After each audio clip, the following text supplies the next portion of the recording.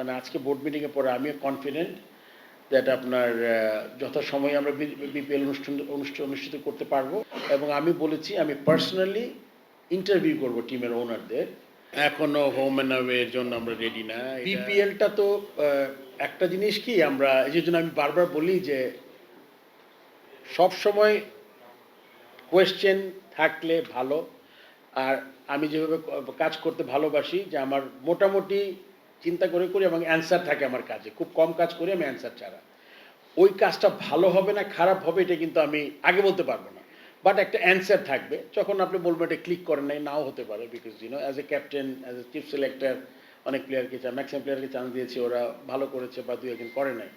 So সব ব্যাপারে আমার এরকম থাকবে। বিপিএল নিয়ে আপনি জানেন আমাদের যেই যারা এখন আমাদের বোর্ডেও নাই তারা কিন্তু আপনাদের তাদের বেশ কিছু টিমও ছিল, আপনি জানেন যে premier league, first division, second, third division সব টিম ছিল, ওই টিমগুলো কিন্তু ক্ষতিগ্রস্ত। আমরা চাই প্লেয়াররা যাতে ক্ষতিগ্রস্ত না হোক। পার্সোনাল লেভেলে আমরা চেষ্টা করছি সবাই, স্পেশালি আমি ওরাও আই এম শিওর চেষ্টা করছে যাতে নতুন ব্যবসায়ীদের জাস্ট পার্টিকুলার কোনো জায়গায় সে তার টিম আছে কিন্তু আমরা চাচ্ছি লিগে অন্য টিমগুলোকে যাতে হেল্প করে।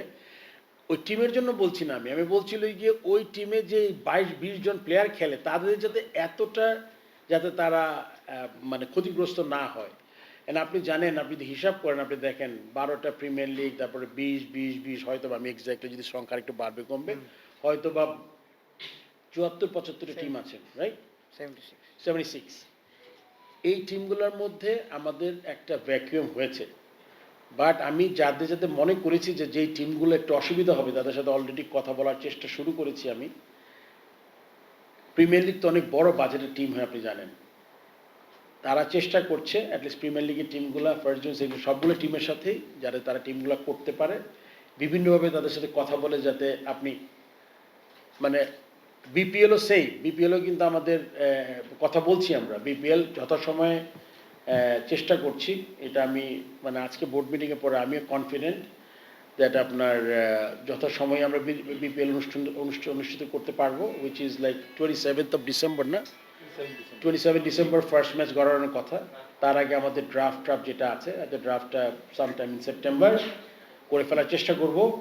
এবং দুই একটা টিমের হয়তো করতে চাবেন, এটা সিইও আসলে আজকে আলোচনা হয়েছে, বাট এক্স্যাক্টলি সে করবে কি করবে না জানায় নাই, বাট ধারণা করছি যে তারা নাও করতে পারে। সেক্ষেত্রে তো ওই টিমগুলোর জন্য আমি খুঁজতে হবে, 7টা টিম ছিল আপনি জানেন।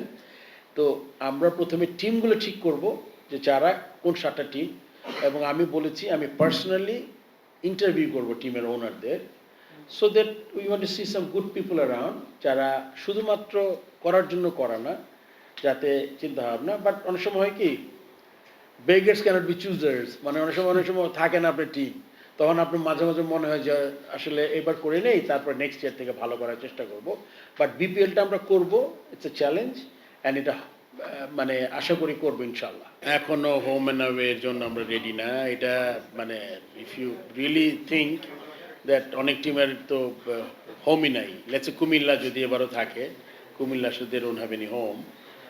চিটাগাংয়ের আছে, খুলনার আছে, ঢাকার আছে, আর সিলেটের আছে। এর মধ্যে দুইটা টিমের কোনো হোম নাই। সো সেক্ষেত্রে আমার মনে হয় ওটার লজিস্টিক্স অনেক বেশি দরকার ওগুলাতে। তো 2টা ভেন্যু, লাস্ট ইয়ারে কি 3টা ভেন্যু না 2টা ভেন্যু হয়েছে?